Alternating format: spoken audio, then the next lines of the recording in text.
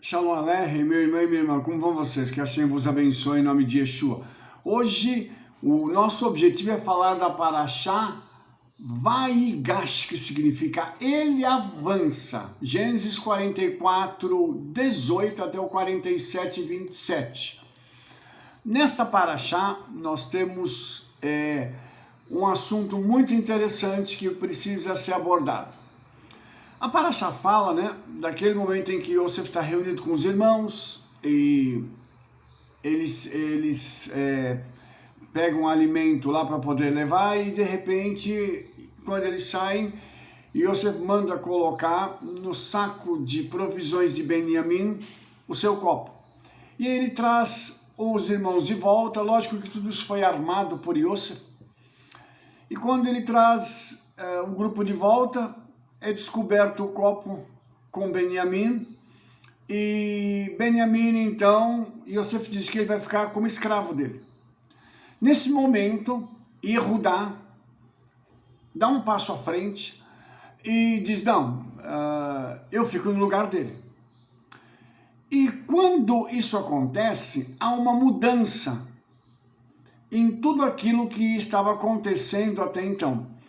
Porque quando Yosef percebeu que os seus irmãos agora não eram mais egoístas e não estavam preocupados somente consigo mesmo, mas estavam preocupados uns com os outros, então Yosef percebe que aquele encontro deles haveria de tomar um outro rumo. Porque, obviamente, quando Yosef estava experimentando os seus irmãos, ele ainda não tinha noção se havia uma mudança de caráter neles ou não. Por isso, Yosef estava tateando e buscando entender se estes eram aqueles irmãos que o tinham vendido ou não, se já tinha havido alguma mudança. E o interessante é que ele era filho de Raquel, e Raquel era a mulher amada de Jacob. O filho de Raquel foi vendido, agora o outro poderia ser tomado como escravo. Se os irmãos tivessem a mesma postura com Benjamim, que eles haviam tido com Yosef, então realmente as coisas ficariam muito sérias ali. Mas, Baruch Hashem, que houve uma mudança diametralmente oposto, foi o modo como eles reagiram ao que estava acontecendo ali naquele momento. A possibilidade de Benjamim ser deixado no Egito como escravo. Agora vamos fazer aqui uma colocação. Isso aconteceu por quê? Um dos motivos que me levam a entender essa mudança foi o sofrimento que Jacob teve. E os filhos presenciaram tudo isso. Obviamente que o sentimento de culpa deles é muito grande. Você imagine que todo o sentimento do pai, o sofrimento do pai, em relação à perda, à morte de Yosef, é muito grande. Só que os irmãos, os 10 irmãos, não tinham certeza de que ele estava morto, mas também não sabiam onde ele estava. Então o pai passou por todo esse tempo em sofrimento. E obviamente que o relacionamento do pai com todos os seus demais filhos nunca mais foi o mesmo. E agora o pai projeta em Benjamim todo o amor que ele tinha por Yosef. Então você imagina que na mente destes homens está passando um filme. Deles imaginarem o seguinte: se acontecer alguma coisa agora com Benjamim, nós vamos ver o nosso pai morrer diante dos nossos olhos. Então Yehudá se adianta e se coloca na posição dele ser o escravo de Yosef e deixando Benjamim liberado para voltar para casa para o pai. Isso causa um impacto em Yosef. Então, Lá em Gênesis 45, verso 1, vai acontecer uma coisa muito linda aqui, que eu quero que vocês agora percebam o que vai acontecer. Isso é uma figura do que vai acontecer no futuro. Aqui tem um aspecto profético muito intenso, que eu quero também mostrar aos irmãos e amados. Gênesis 45, 1 diz: Então Iosef não se podia conter diante de todos os que estavam com ele e clamou: Fazei sair daqui a todo homem. E ninguém ficou com ele quando Iosef se deu a conhecer a seus irmãos. Vamos por partes. Iosef estava na sua casa, no seu palácio. Seus irmãos tinham sido levados de volta ali. E eles estavam num cômodo grande, obviamente, onde havia uma tensão no lugar.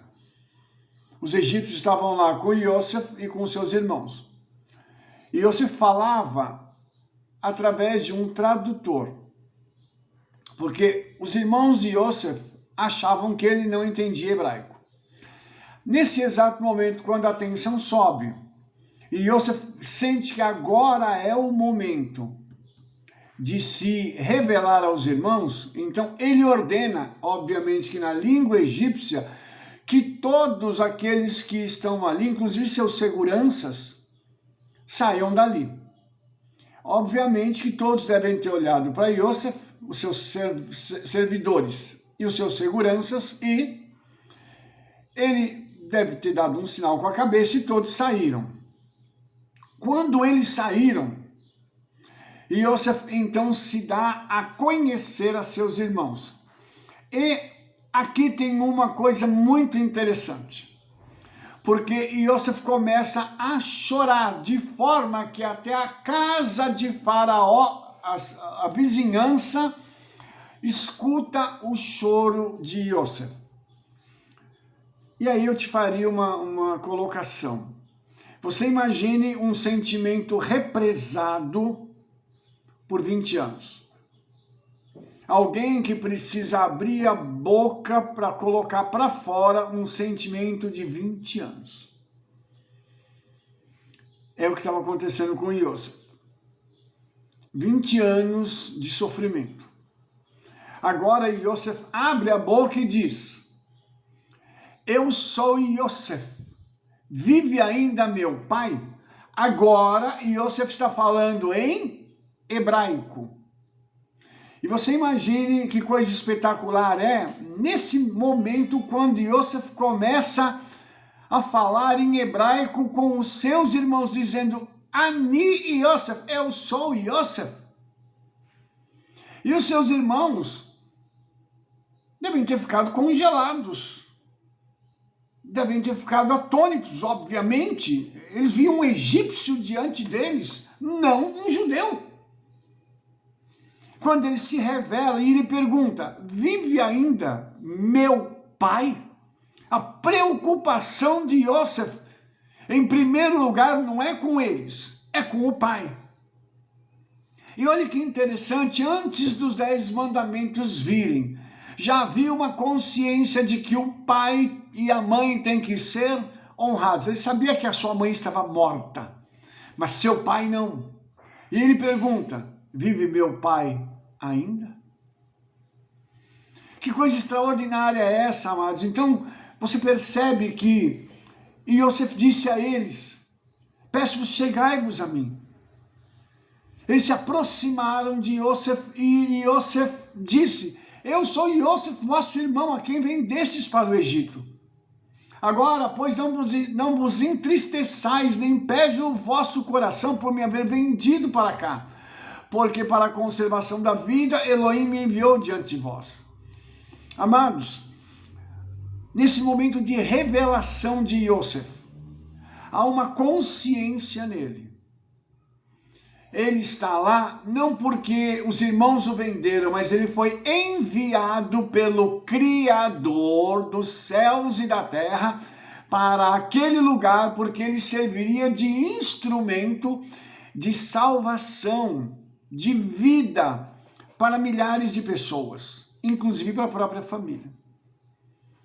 Agora, Iosef está informando aos seus irmãos sobre isso. veja bem que a cena em si, há uma tensão nela, uma emoção muito grande nisso. Um irmão deve ter olhado para o outro, como que se perguntando, o que está acontecendo? E Benjamim deve estar olhando, buscando uma referência no rosto de Yosef. É meu irmão. Então, esse momento todo, essa emotividade toda daquele momento quando ele se revela, ele já se revela mostrando uma coisa muito, muito extraordinária. Há um projeto em andamento. Tudo que vocês fizeram estava dentro do coração do Eterno. E esse projeto agora está perto da sua consumação. Então, eu quero que a gente pare para pensar agora. Que coisa tremenda, quando Yosef se revela aos irmãos e pode dizer para eles quem ele é. Obviamente que a aparência aqui enganaria, como enganou os irmãos muito bem. E uma outra coisa que é muito interessante, a inteligência de Yosef, capaz de estar falando em outras línguas para que ele pudesse ocupar o cargo no qual ele estava. E a forma como ele procedeu, não dando pistas de quem ele era. Ou melhor, deu algumas pistas, mas ninguém viu, né? A grosso modo, ele estava se passando por um bom egípcio. Mas as pequenas pistas que Yosef deu foram imperceptíveis aos olhos de seus irmãos. E agora, Yosef então se revela a eles, e agora Yosef vai revelar qual é o desejo dele. Agora ele quer cuidar do pai e dos irmãos. E isso tudo, irmãos, tem um caráter profético muito forte mesmo. Eu vou mostrar para vocês daqui a pouco, mas eu ainda preciso trabalhar em alguns aspectos aqui da Parashá, porque depois nós vamos lá para a Brit Hadashá, vamos percorrer a Bíblia ainda.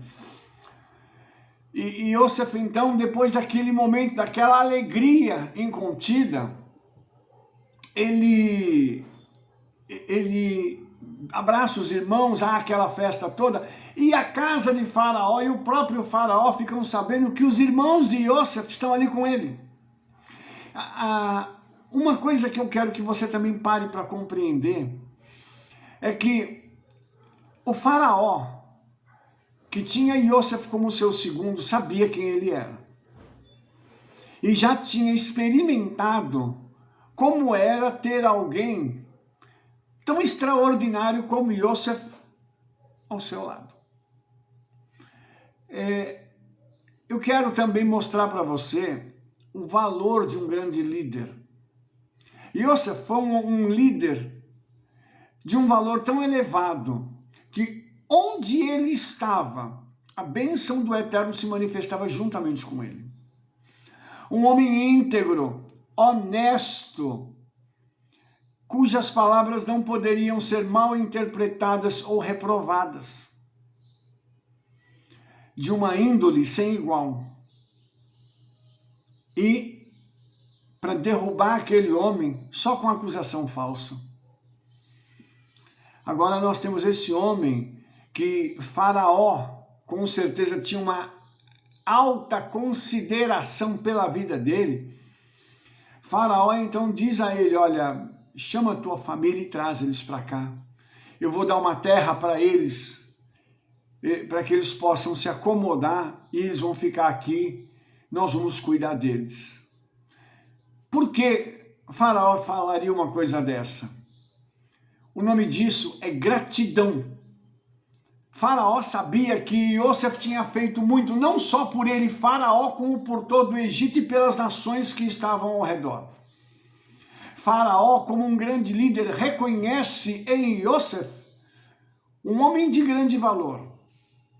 E ele passa então agora a dizer para ele, pode trazer a sua família para cá. Nós vamos cuidar deles. Quando Yosef então dá a notícia aos seus irmãos, ele diz a ele, olha, vocês se apressem, vão até o meu pai e digam a ele que o seu filho Yosef hoje é senhor de toda a terra do Egito. Então, pegam meu pai, voltem para cá para vocês habitarem na terra de Goshen. E venham para vocês habitarem, não só vocês, como os seus filhos, os filhos dos teus filhos, as tuas ovelhas, as vacas e tudo que vocês têm. Só não traga móveis, porque aqui vocês vão ter tudo. E vocês não vão passar pela pobreza, vocês não vão perecer na pobreza. Essa é uma forma que Yosef agora tem de dizer a seu pai e a seus irmãos o quanto ele os ama. Porque veja, irmãos, Yosef agora tem nas mãos todos os irmãos, inclusive o inocente. Tem os culpados, os 10 culpados e o inocente na mão dele. Ele poderia ter uma atitude completamente diferente. O ódio podia estar no seu coração. E ele poderia muito bem dizer, agora é hora de acabar com esse povo, vou matar esses 10 aqui e vou pegar meu irmão Benjamim, trago ele para perto, vou buscar meu pai, trago ele para cá e encerrou-se a história. Mas Yosef não fez isso. Yosef amou até mesmo aqueles que o levaram a ir para o Egito de uma forma tão dolorosa. Ele amou aqueles irmãos. Por quê? Porque eles têm o sangue de Yosef e vice-versa nas veias. É família. E família acaba patinando, família acaba fazendo besteira, sim. Acaba fazendo isso. Mas pouco se pode fazer porque a gente não escolhe a família em que nasce. Nós apenas nascemos em nossa família e ali nos desenvolveremos. Agora, irmãos, quando Yosef então dá essa ordem, eles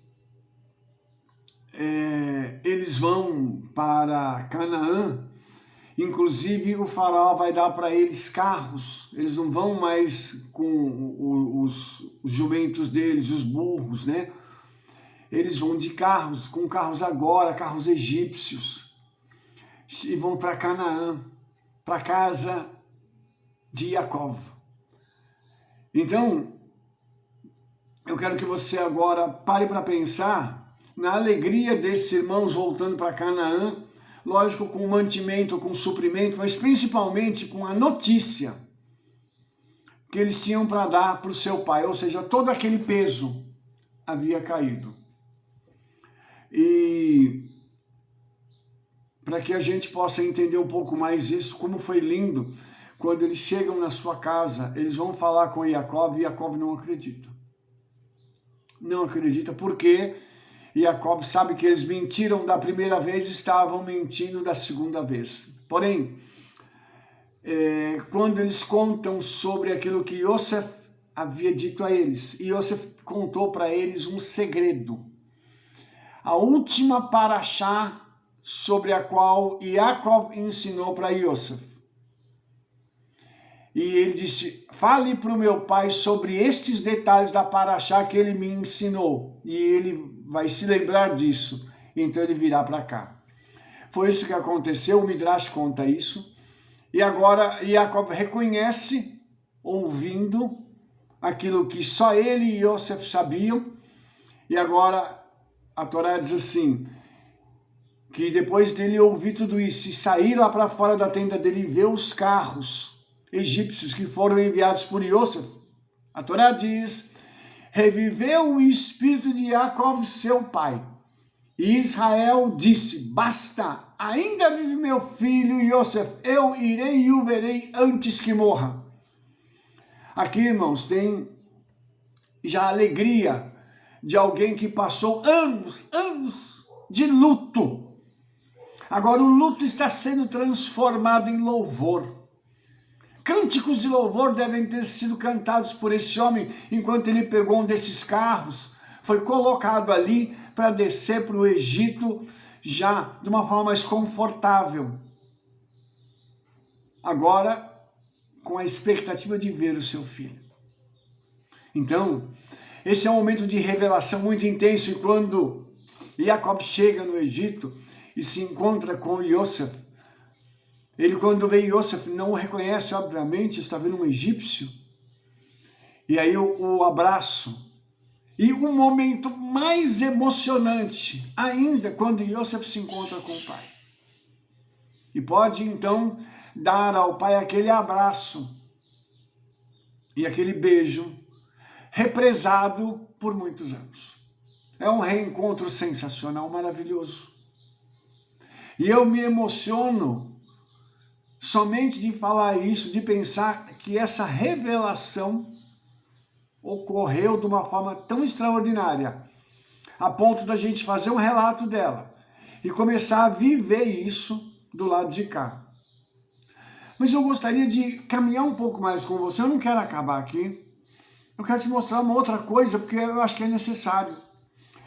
Vai ter uma outra revelação que vai ser muito espetacular, porque num primeiro momento essa revelação não teve impacto. E aí eu quero falar para você de Yeshua, porque uma das coisas que estão escritas no livro do profeta Zacarias, e sobre a casa de Davi, sobre os habitantes de Jerusalém, derramarei o espírito de graça e de súplicas. Agora Yeshua dizia: olharão para mim, a quem traspassaram, e o prantearão como quem pranteia por um unigênito, e chorarão amargamente por ele, como se chora amargamente pelo primogênito.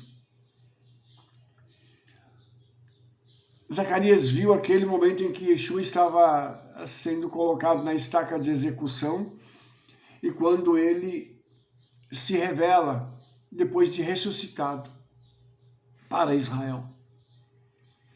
Mas interessante que tudo isso tem dois momentos. Tem aquele momento em que eles não vão ligar para isso, e tem o segundo momento, que é o momento profético, que ainda vai ocorrer. E isso só aconteceu porque lá em cima, na história, o Salmo 22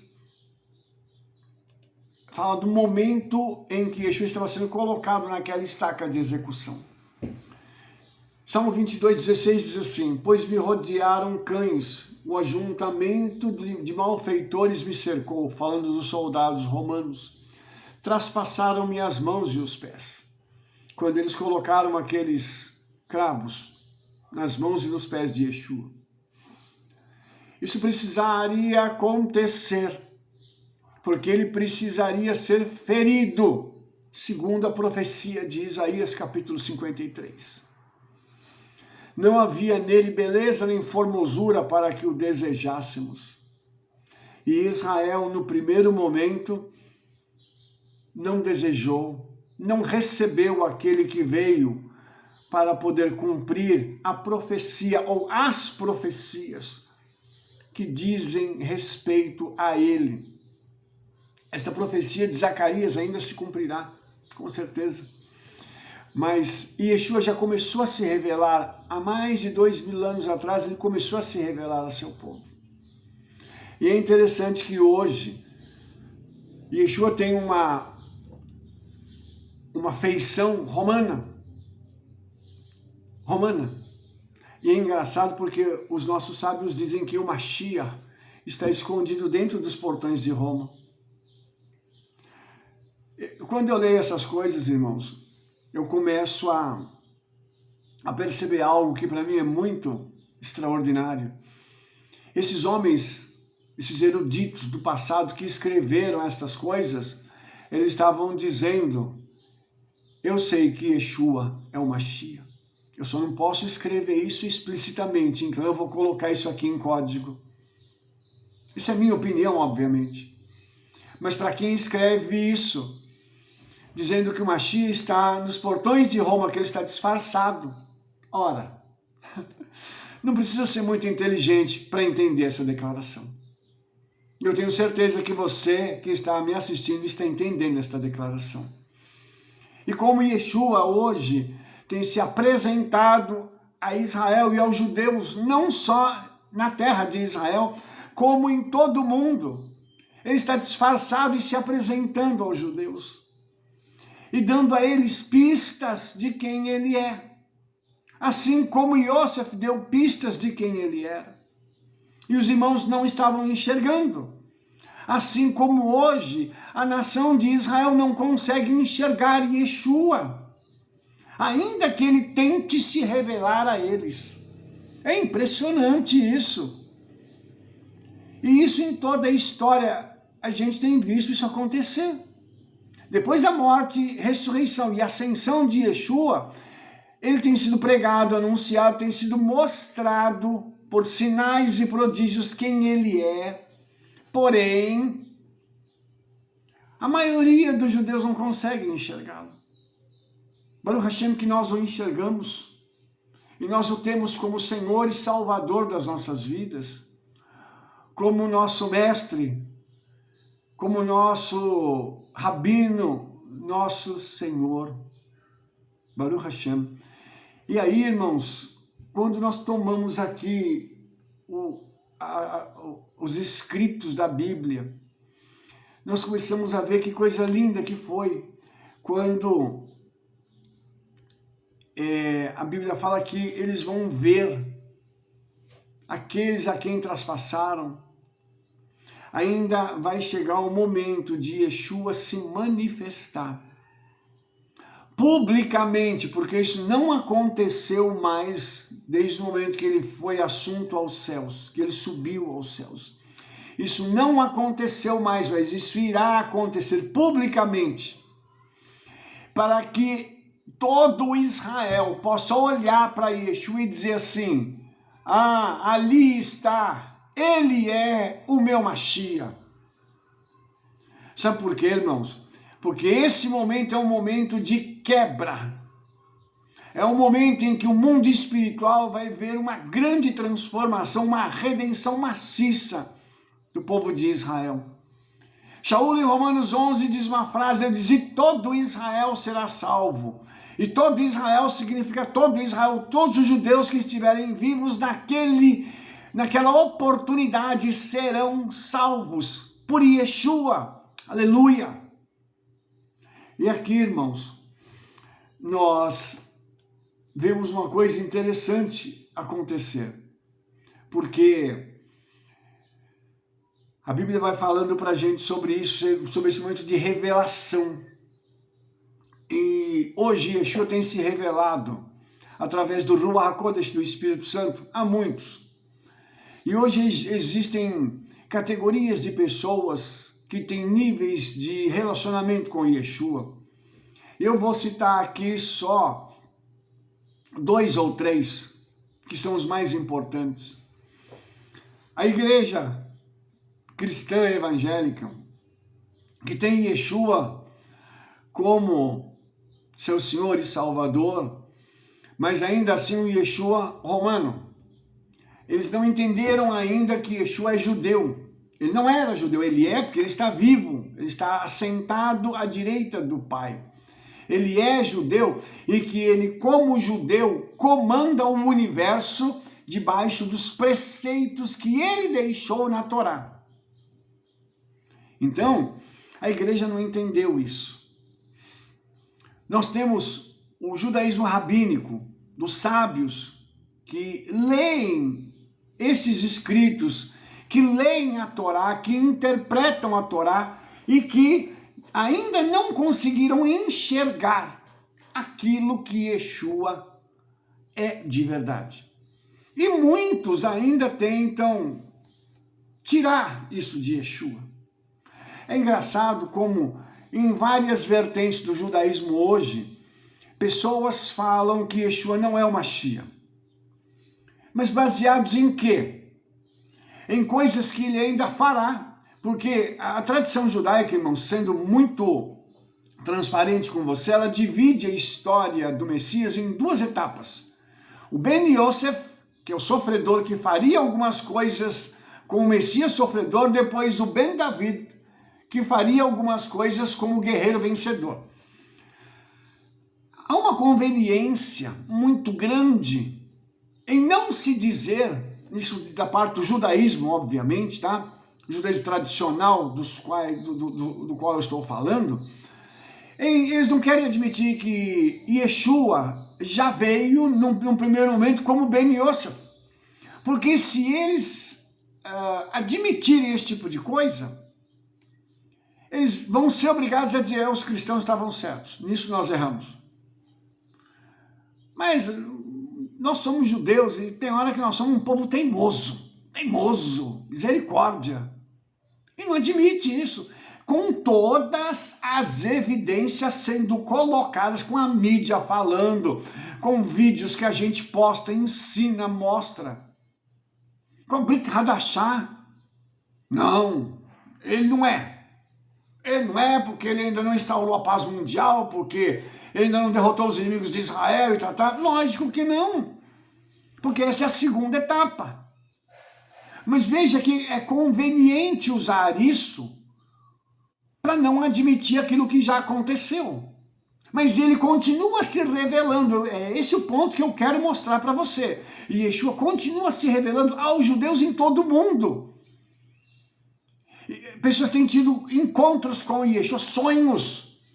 Yeshua tem vindo para falar com eles. Isso tem sido extraordinário, irmãos, porque estão acontecendo eventos em Israel. Aconteceram e estão acontecendo ainda eventos em Israel, nos quais Yeshua tem aparecido para os seus filhos, para os meus irmãos judeus. Entenda isso, isso está acontecendo. Então, não há como a gente pegar e jogar fora tudo isso. A profecia está em andamento, ele está se revelando. E ele está tirando essa capa romana para mostrar quem ele é. Ele é o judeu dos judeus. Ele é o rabino dos rabinos. Isso tudo tem acontecido na nossa história. E quando Yeshua esteve aqui na terra, tudo que o Messias faria, no primeiro momento ele fez, e ele foi além. Porque ele fez coisas que só o Eterno poderia fazer. Rabino me fala uma delas. Curar um cego de nascença. Ressuscitar um morto. E ele ressuscitou vários. Inclusive, ele ressuscitou um que não estava morto. Já estava além disso. Lázaro não foi ressuscitado. Eu queria que vocês entendessem, tem um vídeo no canal que fala sobre isso. Mas Lázaro já estava com o seu corpo. Dentro do corpo dele já não tinha mais nada. Depois de 4 dias, tudo se dissolve, irmãos. Lázaro foi recriado. Quem é que poderia realizar um milagre desse não sendo o Messias? Nos relatos da Brit Hadashah, nós temos pessoas que diziam assim, quando Yeshua foi acusado de não ser o Messias, quando ele cura um cego de nascença, por exemplo, dizem assim, quem até hoje fez sinais como esse homem? Nunca na história tinha acontecido aquilo, mas Yeshua fez, para poder mostrar de fato quem ele era, no primeiro momento da sua vinda. Porque acontecerá um segundo momento. E neste segundo momento, aí vai ser uma revelação pública. Aí você imagina que quando chegamos no final daqueles 7 anos de tribulação, Yeshua vai se apresentar para Israel. E imagine como será no ápice da batalha. Quando já existem muitos mortos, muitos feridos, de repente, quando Israel está pronto para ser dizimado, Yeshua aparece. Que coisa tremenda. E a gente fica imaginando que nesses 7 anos vão acontecer muitos sinais, muitas revelações sobre Yeshua. Inclusive com 2 judeus retornando para a terra para poderem pregar e falar sobre Yeshua. E por que isso, irmãos? Porque Yeshua vai precisar trazer para Israel uma consciência ainda maior que só virá através da dor. Porque, infelizmente, as pessoas parecem que não querem abrir os olhos quando tudo está bem. Isso é uma característica do ser humano, não é do judeu, é do ser humano em si. Se está tudo bem, a pessoa vai se desviando do caminho, ela vai abandonando o Senhor. Porque na visão dela, dentro do coração da pessoa, quando ela tem muito, ela não precisa do eterno. Obviamente que isso é uma estupidez, né? Mas as pessoas são assim. Então, quando chegar esse momento aqui, Apocalipse 1:7 diz: eis que vem com as nuvens, e todo olho o verá, até os mesmos que os traspassaram. Olha só. Então isso significa que esse todo olho o verá, não são só os judeus. As pessoas que estiverem vivas na terra nesse dia, verão. E todas as tribos da terra se lamentarão sobre ele. Amém. Apocalipse 1:7. E você imagina que esse momento é um momento também de revelação. A revelação de Yeshua acaba aqui? Não. Porque vai ter um terceiro momento no grande trono branco, quando ele vai julgar todos os mortos e os vivos, todos aqueles que nasceram desde Adão até o último, e aqueles que morreram serão julgados.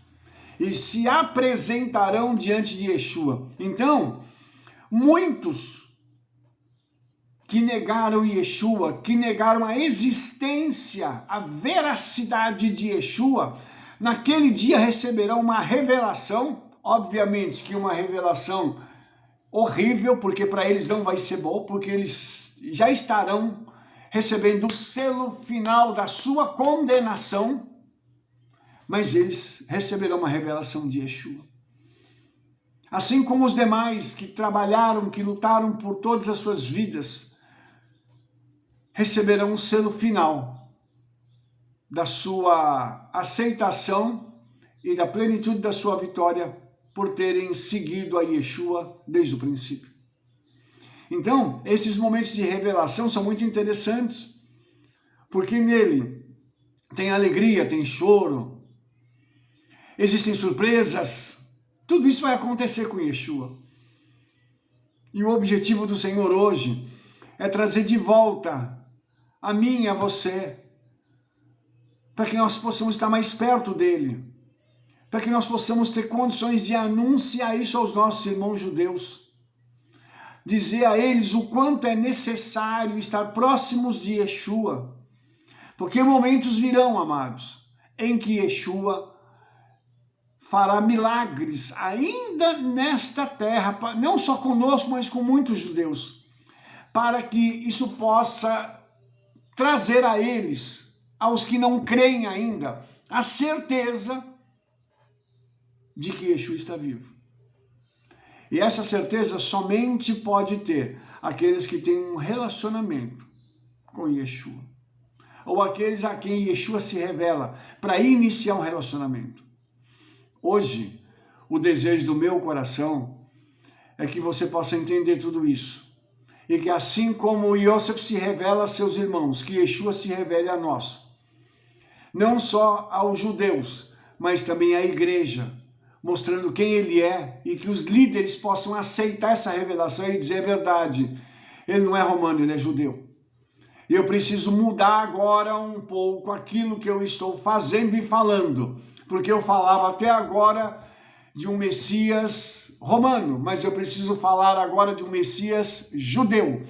Eu ensinava de acordo com o aspecto romano, com uma didática romana, com um viés romano. Vou ensinar agora do lado judaico. E vou trazer ao meu povo o conhecimento para eles de quem é Yeshua, o judeu.